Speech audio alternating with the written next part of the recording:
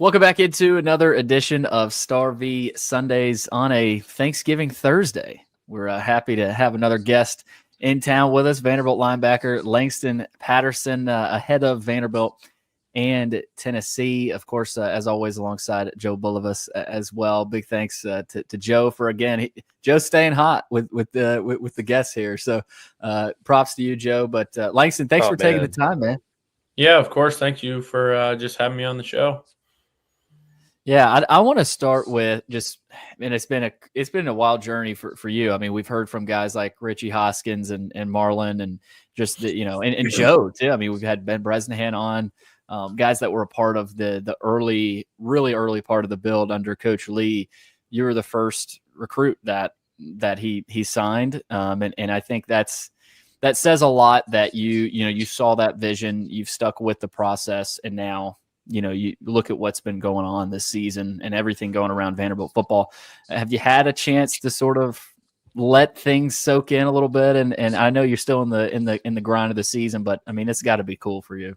Yeah, it definitely is cool for sure. I mean, like you said, it's been a grind, and for guys like Joe and Ben, they're the ones that kind of teed it up for us to go do it. They didn't really get any of the good stuff to come along with it, but I mean, I've been working for 4 years. Joe was working for 4 years before me. I mean, it's just been a journey, and it's been all the guys those past 4 years that have really gotten it to where it can be. Starting out going 5-7, kind of an upward trend from the year before. The next year we thought we were just kind of guaranteed to do the same thing and even do better. So it's all just about kind of like the expectations that you have for yourself and the team. And, if you ever kind of just get complacent to where you are or like just think you should be given things, that's kind of where, it kind of fell for us. And, you can ask, I think Joe was gone, but after the season, Joe would have probably told you that we were winning 8 games next year. Like that's how we felt as a team. We had like a good culture. We knew we were the hardest working team in the country, but we were expected for the other teams to give that to us instead of going out there and taking it. And and that led to us going 2-10, which was really hard. And then the worst problem you saw, which was just the culture of our team is right when things got hard, people started leaving, people started jumping in the portal. But that wasn't me. That's not what I was about. I went to Vanderbilt to change the program and be like a catalyst for that change. And so for me, it was time to double down on my process and what I do and how can I be the best leader and the best player I can be to help Vanderbilt get that thing turned around. And no one could have done it on their own, but it definitely helps when you put together great people around it. Diego, Coach Beck, Coach Steiner, like the guys that they brought in last year were able to it was really all about flipping that mindset of a Vanderbilt team not knowing how to win and turning us into ultimate competitors that would do anything not to lose. And I'd say that that's the biggest difference. It's not the talent that we have.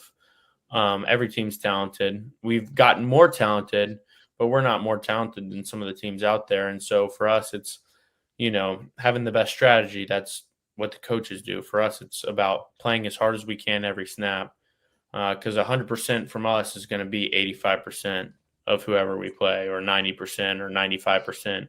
Like we're a really good team too. And lastly, it's knowing how to win. It's that ultimate competitor mindset of like, I won't lose and I'll do anything not to lose. And, when that culture and that mindset's led by your captains or your leaders, that's when you got something really special. Joe? Well, man, first of all, you're one of the grittiest guys I ever played with. If there's going to be a guy that goes and joins the Marines after he's done playing just because he thinks he's supposed to do that's you. But just as a side note, I think it's kind of cool story of a testament to who Langston is as a competitor is the Missouri game last year. And the little hand thing going on there, if you know what I mean. because you had a Oh, little hand injury against Oh, yeah, Missouri that's right. last year, right? Yeah, I think it was Virginia Tech last year. Yeah. It was the first Oh, it game was of the Virginia year. Tech. Yeah. Oh man. Okay.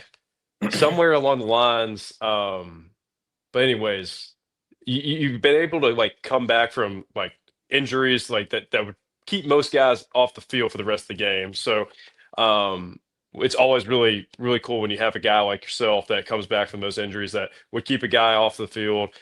That's never been who you are, and you're a huge leader for the team. Tell me how it was from your perspective, man, getting to play with Kane, because obviously I got to play with Kane as well. Think the world of him and you and your family, but kind of walk me through how special that was. Yeah. First off, he should be on the team now. There's one more guy that's grittier than me, and that's Gabe Fisher. If That yeah, There you go. Gabe, that's a you true know Gabe Captain well. America.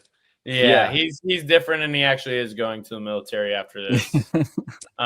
He's playing on, I don't know if I'm allowed to say it, but like a torn MCL and a high ankle sprain that he got from last week's game, and he was out practicing Tuesday. Like just two injuries that you shouldn't be practicing for a yeah, month, and he's back there practicing Tuesday. But gritty guy, and then secondly, yeah, like everything that we've done and we've been through has been super special, super awesome for Vanderbilt and the team.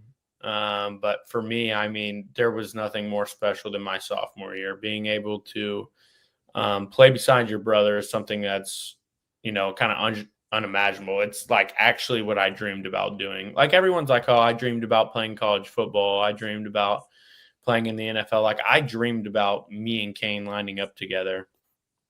And for that dream to come true was awesome. And it's something that, every day you just got to try to soak it all in and not take it for granted because you don't get long of it. But it was just so special. I mean, that's my best friend. That's my brother. We grew up doing the same things. I grew up kind of like in his shadow, mocking my every move off of what he did. He's the biggest role model in my life. And, just to get to play beside him and share some of those special memories with him was unlike anything I've ever been a part of. We just had that chemistry. I always knew where he was going to be. He knew where I was going to be. And, we played well together, and that was the coolest part. He'd open up a sack for me. I'd go sack him, or I'd set up a TFL for him. And just whenever he would make a play, I would honestly be more excited for him than like if I were to make a play. And that's what you want like out of a team. And that's how our team functions now, which is the special part. It's not all the way to that caliber. Like Brian is really excited for me, but he'd for sure take my TFL anytime he got the shot. But just with Kane, it was like I was so much more happy for him to make a play than me. Honestly, and that's the coolest part is just that shared joy, and it goes to like the shared suffering we've had, like in training sessions and working out. I mean, Joe can probably attest. Like, Kane was making me get in the weight room Kane's an animal. We'd have the spring workout like in the morning, brutal. Your legs would probably be feeling like they're about to fall off, and then 3:30 Kane would be like, or he'd text me right after my lift because he lifted early, I lifted a little later, and he'd be like, all right, meet me back in there at 4. And I'm like, I don't want to go today.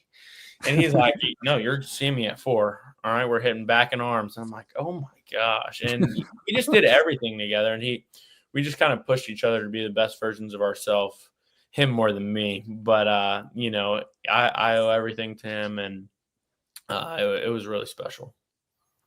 Well, speaking of literal brother, your little brother Kane. I mean, the team. I mean, you guys talk about the true brotherhood and the relatedness being your guys' edge. I mean, people try to talk about that. You hear that from teams, but I mean, you can see it. Being around the program. Joe, still goes to practices around the program, still stays in touch. Like Joe's in it still, and there's some other people that are and can see it. But take us in the locker room, throughout a week of prep. It doesn't have to be this week, but why that phrase relatedness is our edge, that maybe you beat a team because they weren't as connected as you? Like, how would you kind of put that and help us visualize that to where, yeah, this is real? Yeah. I mean, yeah, like in life, like, you know, Coach Lee talks about it sometimes, but, you know, shared suffering brings people a lot closer. And, you know, the people that you're probably closest to in your life, you've gone through a lot of hard things with and have pulled you out of the gutter sometimes when you needed it and stuff like that. I mean, that's how this team's been. We were 2-10 when everybody got here. We were suffering. People didn't know if they were going to have a job. People didn't know if they were going to get kicked off the team. Like, you know, that's a hard time. Off seasons, Coach Steiner puts a big emphasis on shared suffering.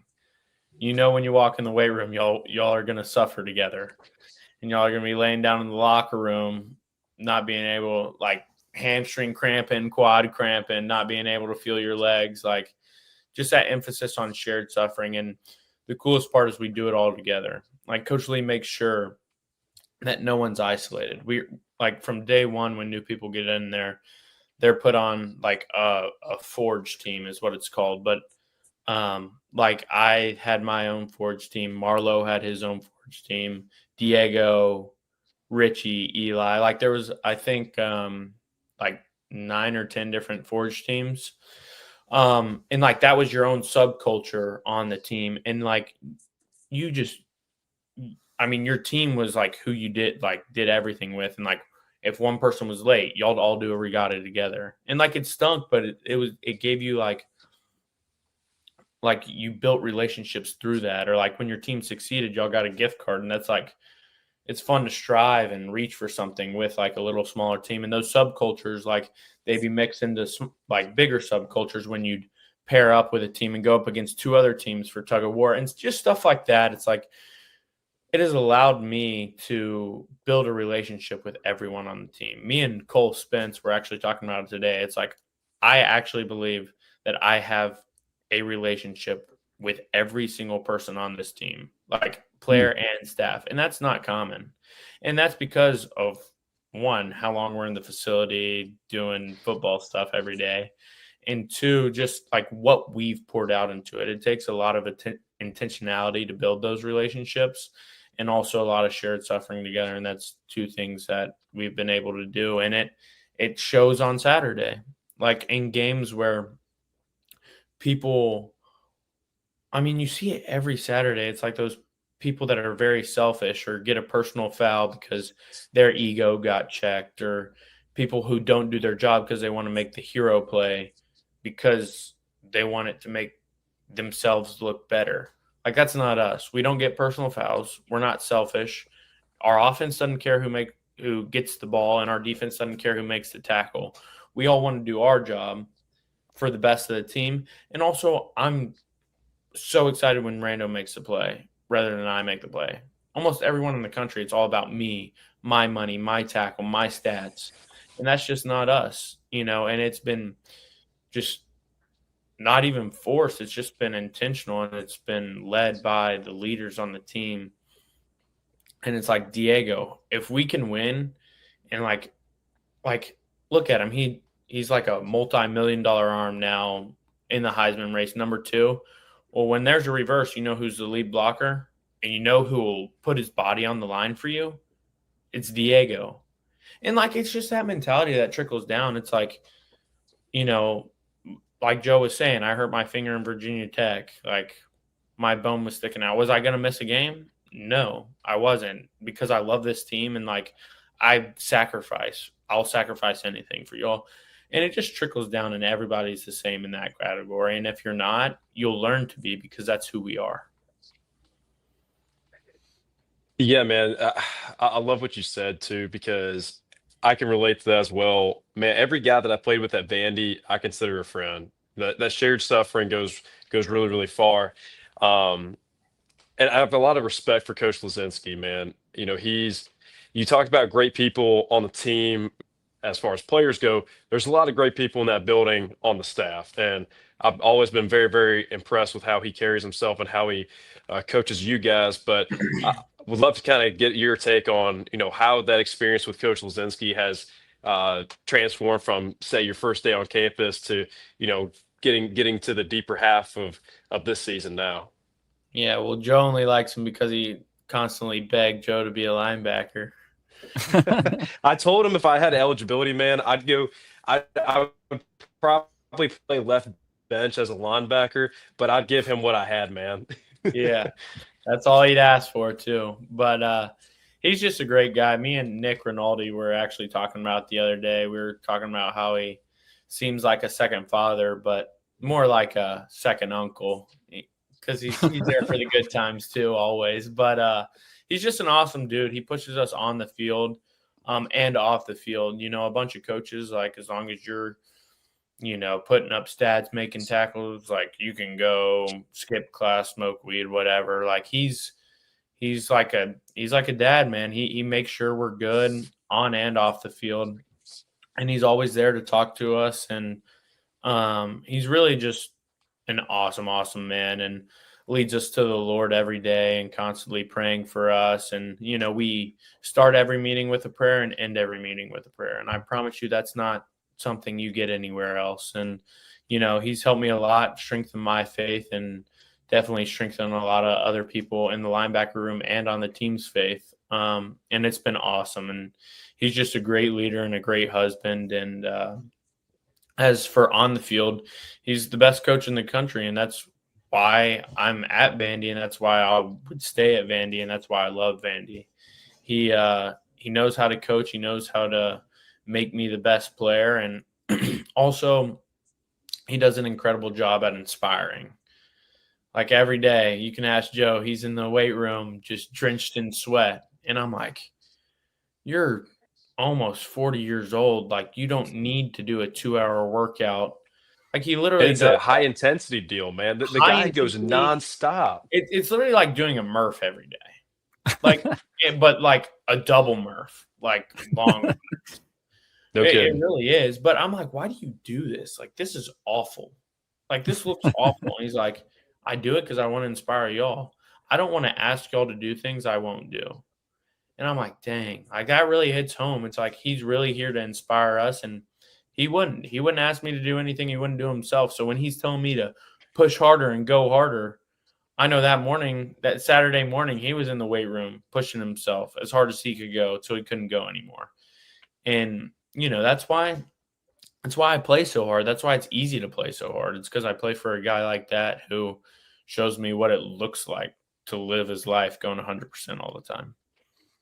You know, Joe's usually the one to ask this question, you know, but MK was on last week with us, and I was kind of joking with Joe. Like, I could see like Reverend Young down the road, like potentially in his career. Like, he's really impressive. And obviously we know about his year last year, but Eli too, you know, Eli would be awesome to have on, but, you know, just the faith development within the team. And you, I know Langston grew up, you know, with Christ-centered family, and there's a lot of guys on the team that did, but for some guys, NK was talking about certain guys that didn't and have sort of come closer to you know, to God in their life on this team. How much of an impact has the faith had and those conversations had? And obviously, you know, just the impact that, you know, Ohio State, well, I kind of brought this up with MK, like, it was well known that, you know, that had a huge impact on their team, just not, you know, kind of not having that tunnel vision of all the outside noise that they had last year and being able to focus in. How much of an impact has that had on you guys? Yeah, it's been everything for us. And that's why you play the games you do. You want to give God the glory with the gifts he's given you. And so it's been awesome for it not to just be a subculture part of a team. It's who we are. It's our identity as a team. And, you know, the people that don't have a relationship with the Lord are seeking. They're asking us. They're asking Brother B, who's our team chaplain. Like, they're interested and it's because so many guys are on fire for the Lord on our team. And that is our relatedness. It is our brotherhood. That's what we like centralize around. And it's been awesome because it holds people accountable. It makes your team full of godly men who want to serve others. And it's awesome because so many places around the country, you just have like punks and guys that just want to make money or get in and get out. But that's not us. It's like a nutritionist is walking with a box, no, I'm going to grab it from you. And yeah, that's just being a good person, but it's living the way Jesus would do, and it's serving others with intentionality. And it's something that's so cool. And those other people are seeing that, and they're like, "Who is Jesus? I want to know Jesus. I want what you have." And it's like a spark that turns into a wildfire, and it's part of our team. And there's not a practice there's not a game that we don't start praying together, and not a game that we don't end praying together. Almost every practice ends by prayer. Not every start, it probably should be, but Coach Steiner likes his warm up. But yeah, like there's so much prayer and so much brotherhood. And faith has just been a huge part of our team, and it's really been a revival, and it's been awesome to see people come to the Lord and have a relationship with the Lord. And it's people you would have never imagined. I'm like, and it not only affects the way they live their life, but it affects the way they play too. Like they play with this like sense of their identities in the Lord, and they don't like, this isn't make or break for you. It's something fun, and it's a gift that God has given you. And when he gives you that gift, he expects you to glorify him in return. And football is just a tool. And like we talk about all the time on the team, it's like a tool you use for God's glory. And that's all we're trying to do on the field. And it's so freeing when you play like that too. Like your identity is not in football. It's not in the game. It's in the Lord, and that you're a beloved son of his. And all the rest will fall into place, and it allows you to be free, serve others, and just pour into others' life. Be intentional. Like we're all his children, and we all just are in community with him. And it, like all the gates that are put up, whether it's what type of music you listen to, or where you like to eat, or culturally, like racially, all that stuff, they're all torn down. And that's the coolest part. It's like, I would love to, like, if you ask me, like, who are the 5 guys that you want to sit with at the dinner table? It's like everybody. I love everybody, every single person on the team. I do. And I mean that. And that's what makes it so special for us. Well, man, that's it, from a bird's eye view. It's been awesome to see that. It shows the character of you guys, and there's I'll say it again, man. There's so many great people on that team that you're part of, man. It's really fun to see guys who are great people that walk in the Lord, walk with the Lord, the way that you guys do. See success. It's just fun to see that on the outside looking in, man. But whoever has watched you play has been inspired. So, who inspired you by their play growing up? That's a hard one. I was an Eli Manning fan growing up. I think it's more just because Kane liked Peyton, and I wanted to do something a little different than him. But I wouldn't say necessarily inspired me. Just growing up in the house with 4 boys, I mean, everything was just so competitive. It was unreal. Like, who could eat your dinner the fastest? Like, that's how competitive we were. Like, who could eat the most? Like, if you weren't going back for seconds, you were getting made fun of. And it just trickled down to ping pong and basketball and volleyball and golf and anything you could possibly play. We either played it or invented a new game to play. Like, we did it all. And that's where I think everything comes from for me. It's like from a young age, I just hated losing. I wasn't going to do it. Like, that has never been a part of me. And if I wasn't winning, like for a while, my dad and my brother just whooped me in ping pong for like a year. And one day I was like, you know what? Enough's enough. I put the ping pong table up halfway, played every day for probably 6 hours. I'm like, I'm not losing anymore. And I didn't. I wouldn't lose again. And it's just that kind of mentality that it's kind of like pushed me to go forward. Whenever I play Kane, he was the kid with a beard in 7th grade, and I didn't hit puberty till like I'm a junior in high school. So I was always outmatched. We'd be playing basketball, and every time I go up for a layup, it'd end up in the bushes. So I had to like figure out new ways how to like go up and under. And shoot far away where Kane didn't want to come out and guard me. And it's just like I've had to find a competitive edge in everything I did, and I think that's what makes me the kind of player I am. And like in football, it's like anticipating plays, watching film, knowing what they're going to run, being like running their play before they can run it. And then, the one thing you can't teach is motor. You either got it or you don't. And the best players have one of those. And, I put a big emphasis on just like playing as hard as I can all the time. Just because I think it's something that makes your game stand out more than any other people. And I think that's a competitive edge that you can have, like in all aspects of life. Like someone's working hard on you, you got to outwork them every time. And that's just a mentality you kind of got to live with. Langston, all season, I feel like a lot of the talk leading up to games, have been the distractions, people, the media and everybody outside the program. And this happens in every program. Oh, here comes college game day and the talk. And, it just kept elevating this season. But your guys' laser focus has been insanely impressive.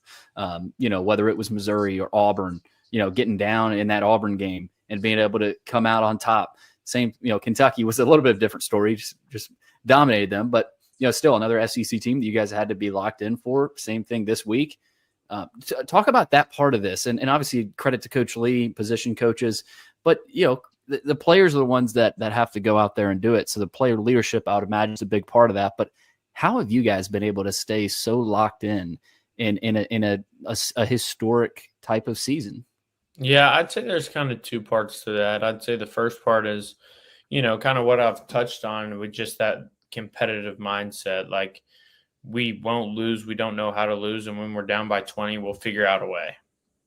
Like, we were down by 30 in Texas at some point, it felt like. And it was never like, oh, no, we're in trouble. It's like, let's find a way. Let's keep doing. Let's keep chipping. And, we ended up losing, but we put ourselves right back in the game where, we should have recovered the onside and we we're going to score and win the game. It's no different.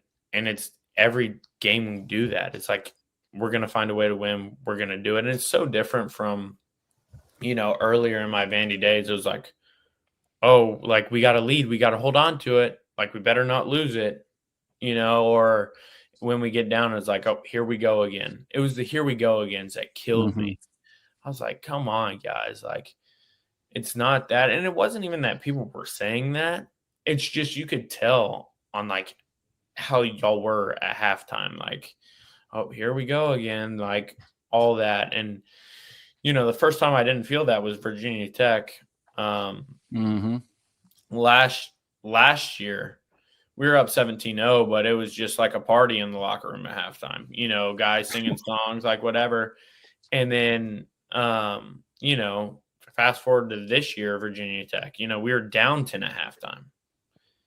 And I'm like, oh, like in my mind, I'm like, we got to fix this. We got to fix that. Walk in the locker room at halftime, like getting ready to kind of like get in the defense. Like, what are we doing? They've driven down everyone's just, it's a party at halftime still. I'm like, okay, let's go. Like, we don't flinch. Like, we just knew we were going to go out there and fix it. We just need to play more football. And that's just kind of the mentality that we've carried with us. It's like, we just need to play more football. Like, we just got to keep back going out there and get it because we know we're the best team in the country. And, honestly, from like a guy that like loves being like focused and fixing stuff, it's almost kind of like a weight's lifted off my back. I'm like, fine, we're going to fix it and we're going to go out there and do it, and it's just that mentality. And, because I know all the guys feel like I do. They want to win. They're burning to win every game. And so it's honestly just awesome to be surrounded by a bunch of guys with your exact same mindset. And the second thing is, just the leading social media. Almost everyone on the team has done it. It's just such a big distraction.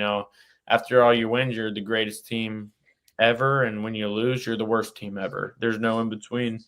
And I found myself like after the Bama game, like after we've been crowned the best team ever, like just scrolling Twitter for 5 weeks. And then after the Bama game, it was like, oh, Vandy got fraud checked. Like they're a fraud. They're actually bad. Diego Pavia is horrible. Langston's bad. Like It was just all that. And I'm like, you know what? Like, y'all know nothing. Like everyone, like people talk about the game and Zilch. they didn't even watch it. Like we like shoulda, coulda, woulda, but we played a good game. We had 2 red zone turnovers that killed us, and defense didn't play good enough to hold them to small enough to a 1 possession game where the offense could get it back to win the game. Like that's what happened, but I thought we played pretty dang good. Like for like a loss, like I'm not satisfied. I'd go back and play that game 100 times if we could, but like we were there and we should have beat them. But they were the better team that day. But if we play them 10 times, we win 9. Like, and that's how we feel. But then, you know, everyone coming out of it, oh, Vanderbilt's a fraud. They're actually horrible. And you're just like, okay, no one knows anything. And a bunch of us just got off of it. And we're like, they either crown you or kick you to the curb. So there's no point in even listening to anybody that doesn't know anything about football, much less your team. Well, Langston, I can't thank you enough. I don't know if you have anything else, Joe. I was gonna ask him one more. Yeah, I got one more, man. You know, Coach Lea always preached and really put a point of emphasis on belief, and you know, belief is a practice. You know, how has that been the staple for you guys the past couple of years when you guys started to see success, and even when things weren't looking so hot at times? What was that belief like in the locker room for your group and the team as a whole? Yeah, it's just kind of exactly what I was like talking about with the Virginia Tech game. Like to me, that's belief. Like you don't need to be rah or like, hey guys, come on, we're gonna get them in the second half. Like y'all better like believe it. Like that's not belief.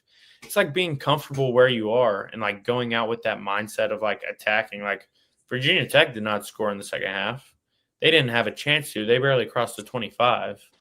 And it's more about that attitude and that mindset than just like someone who talks. And I think our team shows that perfectly. Like everything we do, like the way we practice, the way we play, it's that like with that belief of we're going to win and we're going to dominate. Like Kentucky, like things got a little like, you know, we put in our backups and stuff like that, but they went 3 and out almost every drive, and they didn't have to cross the 40 unless we gave it to them on the like 4th and 1. And you know what I was yelling on the 4th and 1? Go for it, go for it, go! Like I believe in our offense too. I believe in everybody that's a part of this team. And you know it shows. Like we go for every 4th down. Like we believe in our defense that they're gonna stand. Like what happened when we gave the ball right back to them? 3 and out and good field goal. Like we just all got each other's back, and that's something that's super cool. And it's talked down by Coach Lea, and you know I think the guys and the leaders on the team really carried it out well. How excited are you for Saturday? So excited. Like it's not even that it's about UT. It's just so excited. Like it'll put a cap on the regular season and the season that we've had so far, and just set us up for so much more postseason wise. But like I'm so excited to like just prove us and who we are, because I don't think they're ready for Saturday. Well, we're excited to watch. I can't wait. I don't think I've been this excited for a game in my life. I mean, Joe, you know, Joe's not a Tennessee kid, but played at Vanderbilt, like, you know, can understand that rivalry. So looking forward to it. Langston, can't thank you enough. Joe, again, big thanks to you, man. It just, I mean, who's next? Like we gotta keep rolling with the guests here, but thanks again, Langston. Yeah, thank you, Langston, man. I know you got a lot of stuff on your plate, big week, but we are blessed to have you at Vandy, and thank you so much for joining. Thanks, Joe. Thanks, Billy. Thanks, Langston. Yep. See y'all. There you have it, Langston Patterson, Vanderbilt linebacker.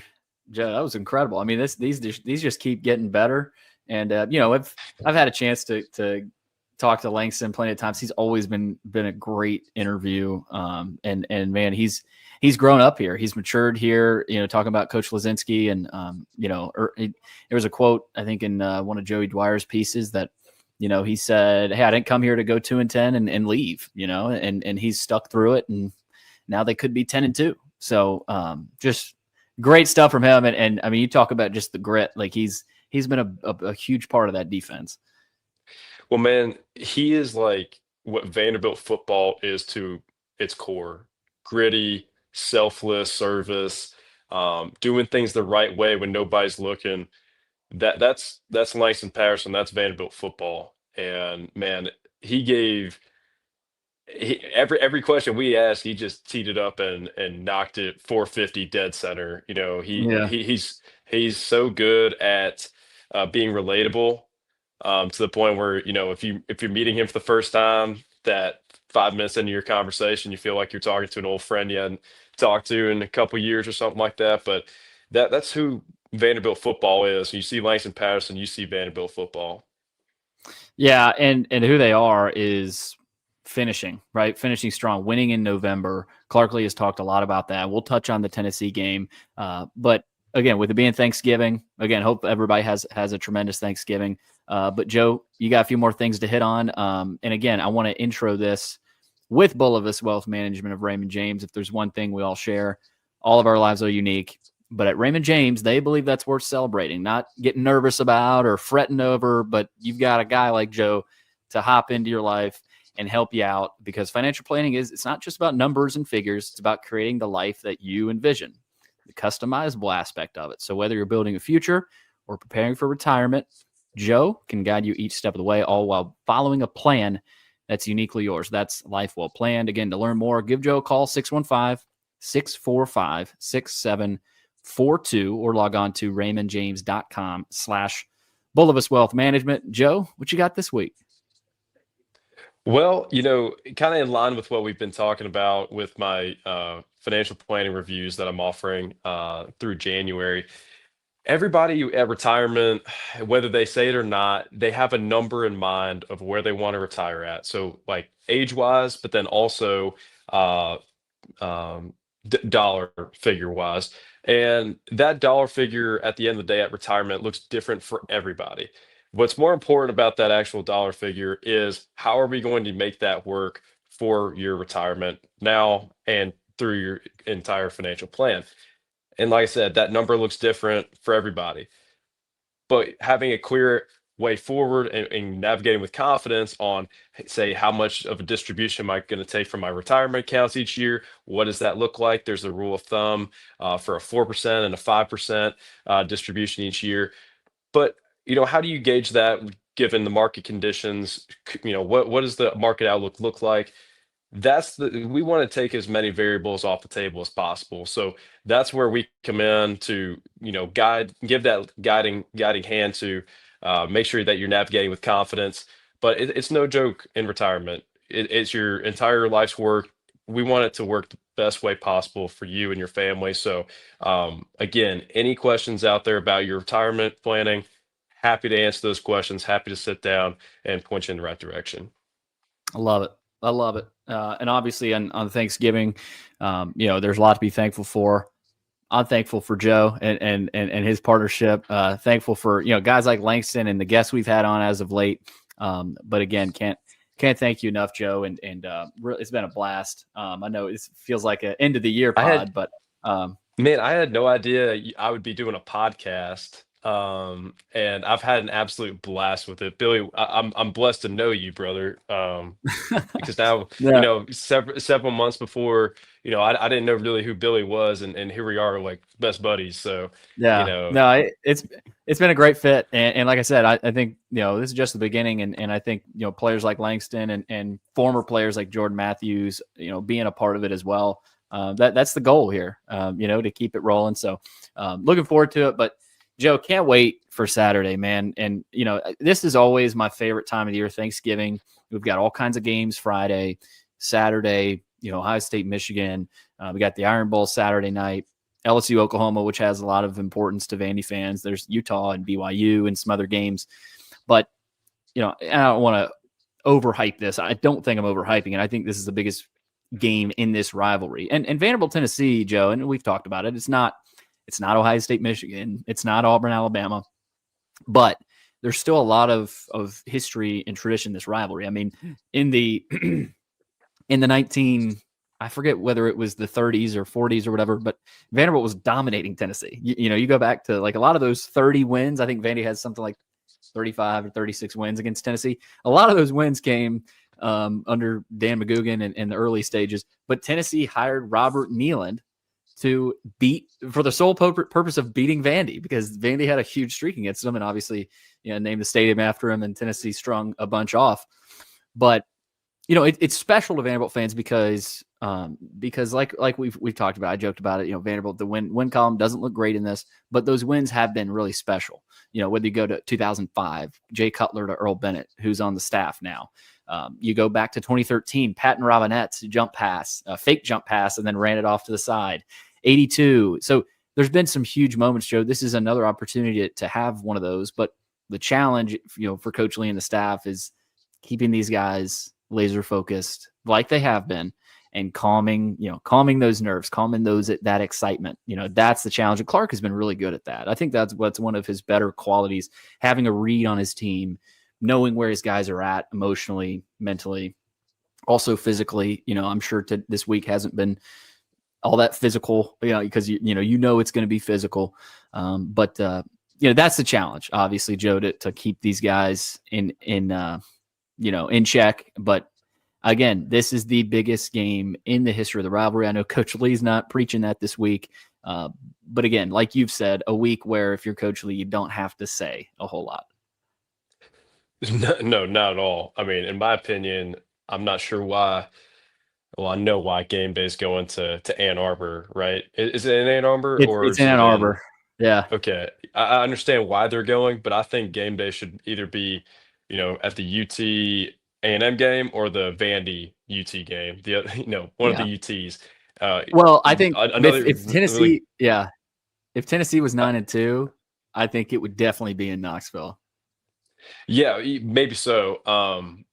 But you're right about, Coach Lee doesn't have to say a darn word about this rivalry, about this game. If you have to get up for this game, you shouldn't be playing. So just leave that at the door. Yeah. But I think you're right.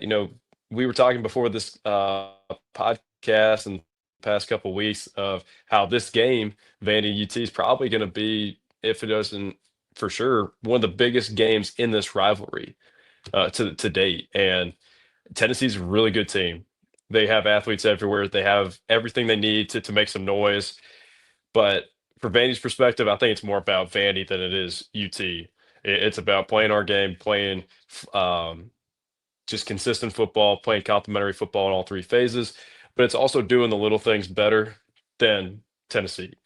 Tennessee's going to slip up. They're going to make some mental errors. They're going to have they've had some issues with penalties sometimes in this year. It's up to Vandy to not get lost in all that garbage and play true to Vandy's identity on offense, defense, and special teams. I think special teams plays a big role in this game. It can get pretty windy over in Knoxville, so punters and kickers, you got to be aware of that and learn how to play in those types of conditions. Definitely a kicker synopsis or observation right here, but the soil over there, the grass is actually a little sandy. So as a kicker, as a punter, and really everybody on the field, it's a different feel. And obviously Vandy plays on turf 6 out of 12 games in the regular season because we're playing at home, or the AstroTurf, to be more specific. And now we're going to play on a little bit different service. I think it's going to be a cold evening. I think that I've looked at the weather. It looks like it's going to be somewhere around 26 in the morning with a high of somewhere in the low 50s.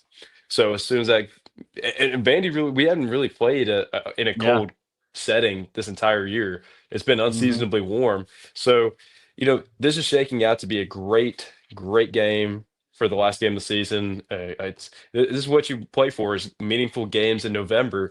And here we are, Vandy's in the mix, proving a lot of people wrong. And I think they will on Saturday. Yeah, this is what it's about. I mean, this is why you play in the SEC. It's why you come to Vanderbilt for games like this. And for a while, it wasn't necessarily, why you would go to Tennessee. You go to Tennessee, to beat Alabama and to beat Florida and Georgia. But, Clark said this on Tuesday. Yeah, we need a name for this rivalry too. We I know have a name for this. somebody brought up like the battle for I-40 shoot over there to East Tennessee. I don't hate that. Somebody brought up like the Bourbon Bowl or something like that. I feel like that's better for Tennessee, Kentucky. That's in Bobby Boucher. The Mud Dogs win the Bourbon Bowl. Yeah, I don't know if we're gonna use the Bourbon Bowl there. But I do. What about the Davy Crockett rivalry or something like that? I like it, because they're so different. Like these two teams, they could not be more different. Well, I say that the schools the schools could be more different.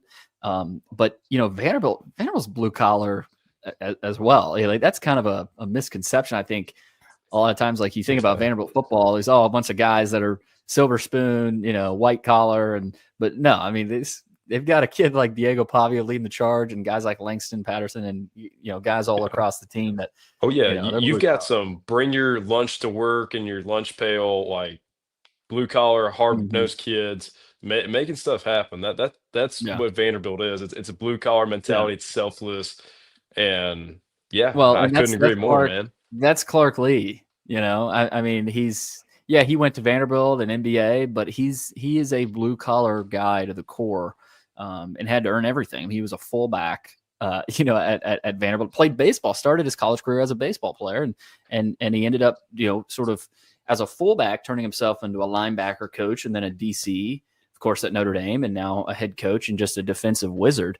But yeah, it would be fun. I think we do need to come up with a name for this rivalry. But the thing I was getting at is, Tennessee thinks of Vanderbilt as a team you should beat every year, and maybe not irrelevant, but you don't lose to Vanderbilt, sort of thing.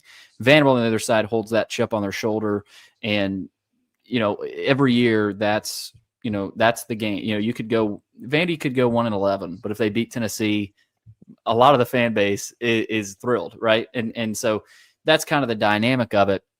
But Joe, you mentioned the weather. I was going to ask you about that because it's not like it's going to be in the teens. It could get down into the 20s. But with the kickoff at 2:30, like if it was a night game, maybe it's a little bit different. But 2:30, I think it's supposed to be around 40 and then get into the 30s. How does that, rain would be another story for the kicking game.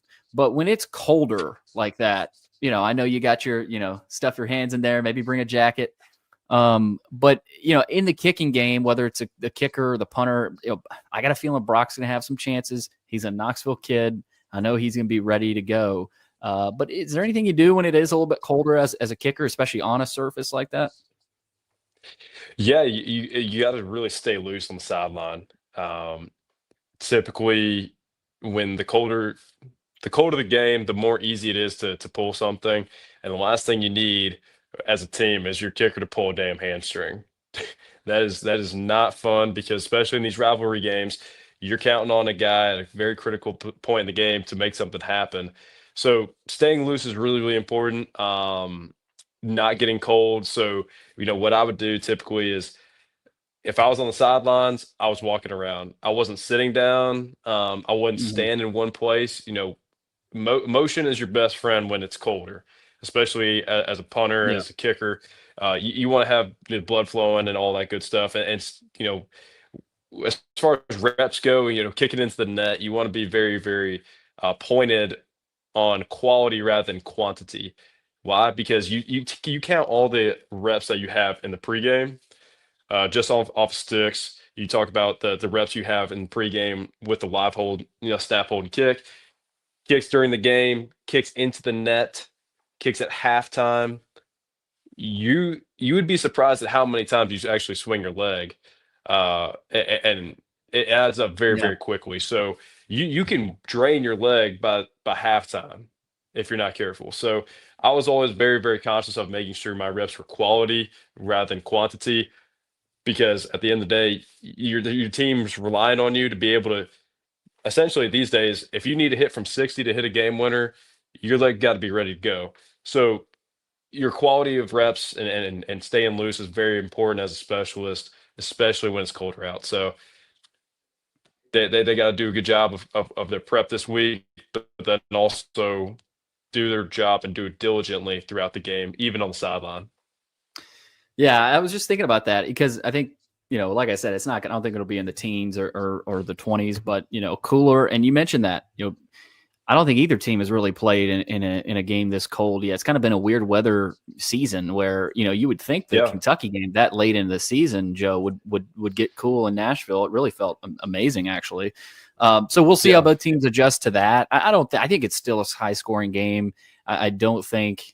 What I'm interested in, Joe, is the tempo. We know Tennessee and what they're going to do. They're not a ball control team. They might have been a little bit more of a ball control team last year just because of some of their limitations and the heavy run team. I mean, Dylan Sampson ran wild, on Vanderbilt last year. But for Vanderbilt, what's the approach, right? Because we've seen the last couple of weeks the up tempo, and I texted you tempo, all caps, and I didn't know if that, but they have talked about that their offense has evolved. And I watched the second half against Texas, Joe, and I go, man, this didn't work just because Texas was playing prevent type and had some reserves in. Like, this was legit Vanderbilt going quicker and 5 wide, empty. Pavia can run it or throw it. Like, it's a different offense these last few weeks, and I think that makes them really dangerous. Yeah, man, I think regardless of how you look at it, I think a big piece of this game is going to come down to Vanderbilt on defense. Tennessee has really struggled on offense at times, but they've also been really explosive. Now, what I mean by that is, in particular, is if we can get them to go 3 and out, because they throw the ball a lot, they're not going to eat a lot of clock. So if you can potentially get them off the field in maybe a series or two, maybe run less than 8 plays, chances are they're throwing at least half of those. And if you can get some incompletions, you're going to be able to get them off the field and have them not take much clock. And I think that allows Vanderbilt to get back a little bit to their core as an offense of maybe slowing things down a little bit, putting the game in control from their perspective. And how awesome would that be to have everybody in that stadium realize Vanderbilt has total control of this game. Our offense, like from Tennessee's perspective, we don't have the ball. We haven't had it all day. It feels like every time I look down at the field, Vanderbilt's got the ball in their hands. Diego's getting, 5-6 yards of play. They're hitting their receivers in chunk plays. They're just grinding it out all the way down the field. And wait, the score's 21-0 because our defense has allowed Vandy to be who they are on offense. So I hope that's how it goes. I would love to see Vandy just take the bull by the horns and make this their show and get back to who they are on offense a little bit. But being able to get up and go, everybody's got a plan until they hit you in the mouth. Once you get hit in the mouth, you find out who you are. Vandy's got hit in the mouth at points of times in the season, and they've been extremely dynamic how they've had to come, rebound from that. So they can go fast. They can score in a blink of an eye. Personally, I'd love to see them slow it down a little bit and just have their absolute way with Tennessee and just demoralize, because on defense that demoralizes you. If you're like, man, they just keep converting on third down and like they've ran 10 plays and they've eaten 6 minutes off the clock and they still haven't even scored yet. That defense is going to wear down very quickly, and that offense for Tennessee is going to get really cold on the sideline. Yeah, I think you're totally right, Joe. Those points you make about making that defense believe they can't stop you, and a big part of that is first and second down, right? We've talked about that. If Vanderbilt can have success on first and second downs, they weren't able to do that in Tuscaloosa, really, for the most part, and Alabama knew that. Most DCs, they got to be on schedule. Yeah, but DC put Kwiatkowski at Texas. He knew that. They did a great job on first and second downs against Vandy for the most part until a lot of that second half, honestly. But, the rush lanes too. If Tennessee's smart, Tim Banks, they are not going to allow those big rush lanes to be created because Kentucky allowed that to happen. And, Pavia had plenty of room on a couple of plays, and same thing at a couple of times against Missouri and especially LSU as well. So those rush lanes, can they be created, or does the defensive line allow them to be created? And then first down is huge. I think second down is a little bit of not a garbage down, but you can create a little bit. Garbage down. Well, you can be that. a little bit more risky per se. You can throw that. You can have that. You can take a shot. Absolutely. Yeah. Yeah. So I think first down is going to be huge, Joe, like it always is. But at the end of the day, and we've said this for a lot of games, if you play your game, you should be fine if you're Vanderbilt. Right. And so it is what it is. The stakes are there. It's going to be a blast watching this, whether it's on TV or you're there. You're playing for a playoff bid. And now a lot of other things have to happen. But at the end of the day, if you control what you can control and do your part, make the committee think, man, are we going to leave this Vandy team out? Right. And, are we really, make them leave you out and make them question it. Right. So that's what's at stake here. Yeah. I'm never really, and I've said this multiple times on the show, man, I'm not into hypotheticals, but looking from a bird's eye view on the playoff landscape, very broadly, we need as many 9-3 teams as possible that are, in the top 15-ish. So we need to be finishing the season 10-2. That starts with handling business, being where your feet are over in Knoxville. But on the outside, you also need to make things more secure from a Vandy perspective of getting into the playoff. It's nothing. There's no secret here. We need some teams to drop that have only 2 losses to 3 losses this week. That would help Vandy's case a lot. That would be the best Christmas present for any Vandy fan out there is Vandy making the playoffs, obviously. So, and I think it's in the cards, but it starts this week of handling business, being where your feet are, and I'm excited to see that on Saturday. Should be fun. 2:30 ESPN, Vandy and Tennessee. Joe, have a good Thanksgiving, man. Hopefully you're able to spend some time with family. And again, we'll see you next week. We're not sure. We're still trying to think about whether we, with this coming out Thanksgiving, we may or may not go live with you guys on Sunday or have a guest. We're still kind of working on that. If not, we'll definitely get back in touch with you guys here soon. But Joe, appreciate it, man. Enjoy the time with family. And thank you for all of you guys for tuning in to another episode of Starvey Sundays on a Thursday, Thanksgiving edition. So big thanks to all you guys. But for Joe Bulovas, I'm Billy Derrick. We will see you guys next